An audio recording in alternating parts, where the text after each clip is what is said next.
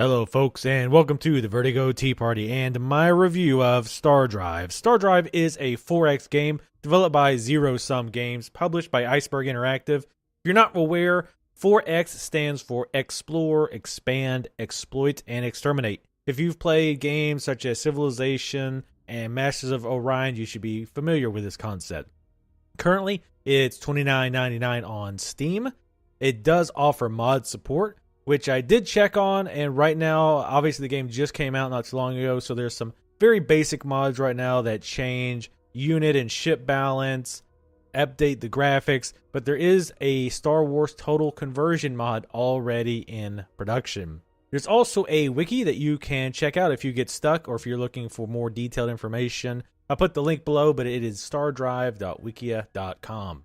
There are 8 playable races, each with their own strengths and weaknesses, and you can actually customize each race by using a skill point system where you gain points by adding weaknesses such as polluted, planet, or lazy, and then purchasing perks such as very large planet or intelligent. The ground troops of each race differ as do their ships, which are designed differently from race to race, each design having its own advantages and disadvantages. I really like the art style and the distinctive look of each race. Some of the background music is pretty groovy too.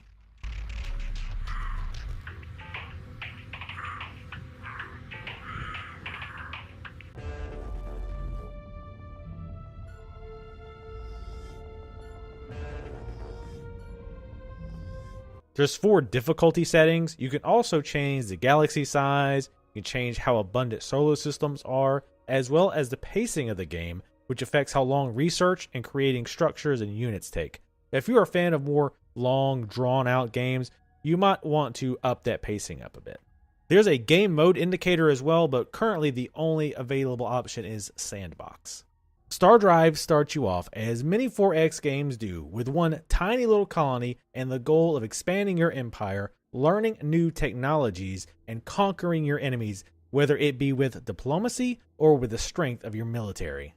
To that end, you will colonize new planets, gather resources from them, and fund scientific advancements which will further increase the strength of your civilization. Planets have 4 attributes: size, class, fertility, and richness. Size determines how many people can live on that planet. Class is based on the climate as well as the geographical features. Fertility tells you how quickly food can be produced. Richness determines how quickly production is created. Production is used for creating buildings, troops, and the creation of starships. Once a planet is colonized, you can determine how to allocate its workforce's efforts via sliders. You decide what percentage of the population will grow crops, create production, or generate research points. Here you also determine what's being produced, such as planetary improvements or military units. How quickly these things are created is dependent upon how much production is being output by your colonists. Research generated by your colonists allow you to learn new technologies via the tech tree. These technologies can improve various aspects of your civilization, such as how much money is earned or how quickly crops are grown.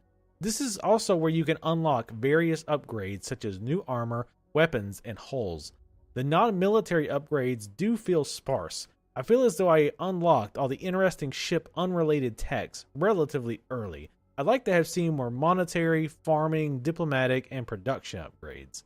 There's 2 ways to win: have all empires join your federation, or wipe out all the enemy nations. If an empire joins your federation, for all intents and purposes, it becomes a part of your nation. You immediately gain control of all of its planets, ships, and troops. To wipe out a civilization, you must destroy all hostile forces on all enemy planets. To liberate a planet from another race, you must either drop ground forces onto the planet and have them wipe out all resistance, or bombard it from space until all enemy units are killed. If an empire has a lot of planets, bombarding is often the better, more efficient option. However, if a planet's shielding is strong, this might not be viable without a lot of ships with very strong bombardment capabilities. This can lead to a situation where you have to fly your troops to a planet, land them, kill all enemy troops, lift your troops, travel to another planet, and then repeat the process over and over. This becomes a bit tedious if you are just mopping up an enemy that you've pretty much defeated. I feel that one of the most important facets to a 4X game is the interface. All important information needs to be easy to access, and important occurrences should be brought to my attention quickly. For the most part, Stardrive is good about making information readily available. However, one main issue I have is that I'm not notified when a planet is not producing anything. I constantly have to check the planet list to make sure all of my planets are actually building things if I need them to be. Another important UI element for a 4X game is being able to manage your vast empire easily. While not bad, I feel this could have been done better. For example, I like to be able to change planet production from the planet list tab as opposed to going to each one individually. Commanding your ship fleet can be a chore sometimes as well. There's no way that I could find to select multiple ships from the ship listing. Instead, you must find where all the ships are and then you can add them to custom groups. This can be a real pain if you have several different galaxies producing ships. It would have been nice if there was an icon displayed next to any galaxy which had idle ships. In conclusion, my rating for Stardrive is a 6.5 out of 10, or above average. I think that it's an okay addition to the genre, but it lacks that just one more turn addiction that keeps me up until 5 a.m. when playing Civilization or Masters of Orion. It builds upon a very strong, familiar base, but falls short in some areas. The tech trees weren't that exciting and could use more fleshing out, as could the number and variety of structures that can be built on your planets.